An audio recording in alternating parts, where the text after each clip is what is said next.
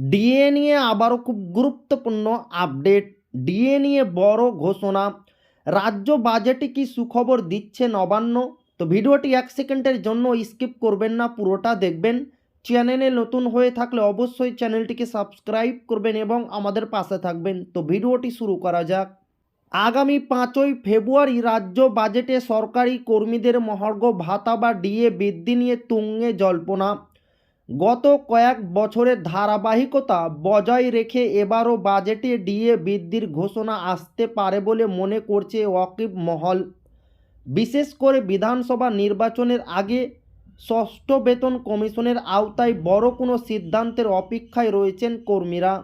অন্যদিকে বকেয়া ডিএ এবং কেন্দ্রীয় হারে ভাতার দাবিতে আন্দোলন চালিয়ে যাচ্ছে সংগ্রামী যৌথ মঞ্চ। অষ্টম পে কমিশনের অধীনে কেন্দ্রীয় কর্মীরা এগিয়ে থাকলেও রাজ্য সরকার শেষ পর্যন্ত কত শতাংশ ডিএ বাড়ায় সেদিকে নজর সবার। মঙ্গলবারের শহীদ মিনার সমাবেশকে কেন্দ্র করে রাজ্য রাজনীতিতে বাড়ছে উত্তাপ। তো এই ছিল ডিএনএ খুব গুরুত্বপূর্ণ আপডেট যা আপনাদের মাঝে শেয়ার করলাম। তো আবারও দেখা হবে ডিএ রিলেটেড খুব গুরুত্বপূর্ণ ভিডিওতে।